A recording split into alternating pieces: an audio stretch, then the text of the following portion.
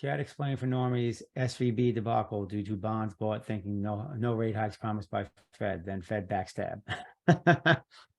That's a good explanation. I haven't seen that. Yeah. I didn't actually dig too far into the SVB because all I really cared about was the impact of USDC when it de-pegged, and I decided to do that ARB play that a lot of other people did. I mean, I didn't do it for big money. I picked up a free like few $100. Looking back on it, I wish I would have done it on the futures and just 10x'd and loaded up because I was 99% comfortable that USDC was going to get back to parity. I know Cal was pretty confident as well. Yeah. But yeah, I was listening to a friend of mine's got a podcast and he had on this pretty popular real estate guy and he was breaking down the whole SVB thing and, how it played out and, kind of the quote unquote bad moves they made, but, at the same time, how really it could easily not went bad. I mean, really, the irony is the Fed could have just said they were backstopping they could have done what they ended up doing. They could have just announced it up front and it probably would have stopped the bank run and they wouldn't even had to do anything. Instead, they basically showed no support and then ended up doing the thing anyway, where they're like, oh yeah, the bank's going out of business, but all depositors are pretty much safe. It's like, well, if you just said you were going to do that, then the bank probably wouldn't have went under because then people would have stopped yanking money. True. But whatever. What do we got here? People talking about HBD. HBD is always a professional grade yield, with no risk as long as debt ratio stays low. All right, so addicted. Based on that comment, that means you need to be the red alert man. If the debt ratio ever gets to a point where we need to worry, you need to give the bat signal so then we can create the bank run. Yeah, there's that really good tool. He just posted a link to it. Yes. hive.osbit.dev. Yeah, the thing is, like, that debt addicted will know better than I do, but that debt ratio has actually been decreasing. I think, like, it's at like 5-something% last time I checked it. But you would think like, oh, hey, like, market's been kind of up and down. Yeah, crab walks 5 to 7%. Yeah, it's at 5.7, so it's kind of on the lower end of that range. So it's pretty crazy. Like, you would think it would be a lot higher with the state of crypto markets.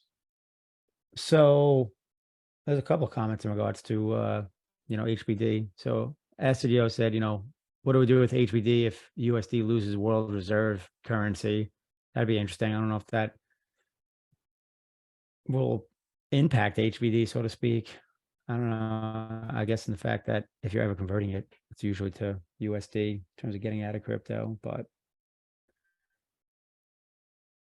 we need options where we can spend HBD directly.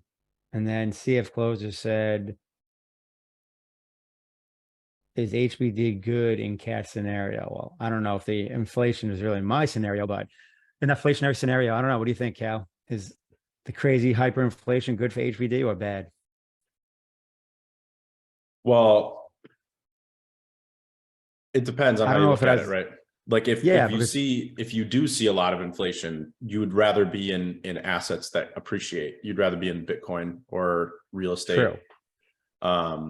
But are we going to see, like, the only way it's really like bad is like if inflation is higher than 20%, because if you're holding 1,000 HBD and you're earning 20% a year, if inflation's 10%, you're still net 10%. But if inflation is like 30%, then you're losing your dollar value is being devalued, right? Like your purchasing power is being devalued. So you just need to beat inflation to be okay. But if we are, like, let's say that inflation, like, what was the latest CPI number? I forgot. It was like, was it 7, 8, something like that? Yeah, I forgot. Something like that, right? But let's say that it suddenly jumped to like 15% or something, like we were in like crazy levels of inflation, and the Fed was like not able to control it, kind of what everyone's worried about right now. Then you would probably rather be in like Bitcoin and stuff, where Bitcoin's up, like, what is Bitcoin up year to date? Like 50%. So you would rather be in that than be in something that's dollar denominated and only going up 20% a year in terms of what you're earning. But I think a good strategy, this is like what I personally would do, is I hold a majority of my net worth in assets that can appreciate, and I hold a minority of net worth in something like HBD where I'm earning interest on it every year. But the amount that I'm holding in there is more like, like let's say I need like 2 years worth of living costs, and then I keep that in HBD, and everything else I just keep in assets that go up, which I think is a good strategy. Yeah, but I mean, that was a good explanation, especially like a very, like easy to understand way to look at it. And it kind of made me, more excited to get more hive-backed dollars into savings, because that's the reality. I mean, if we're trying to maintain this peg of 1 and it's worth, $1, so to speak, and, the US dollar is getting inflated away, it's like, well, that's great, but I'm earning 20% on this. So, when I theoretically catch my HBD in, back into USD, simple kind of basic example, I've offset a lot of that inflation, if not, all of it, and created a profit. So if I just left it sitting in US dollars, like, oh shit, I just lost 8-9% per year, let's just say, if we run where we're running now. But if it's sitting in HBD, it's like, well, I'm actually making 11 to 12%. And so when I convert back into USD, it's like technically my purchasing power is not only where it originally was, it's still, it's better, it's improved. So I think that basic, point is pretty huge.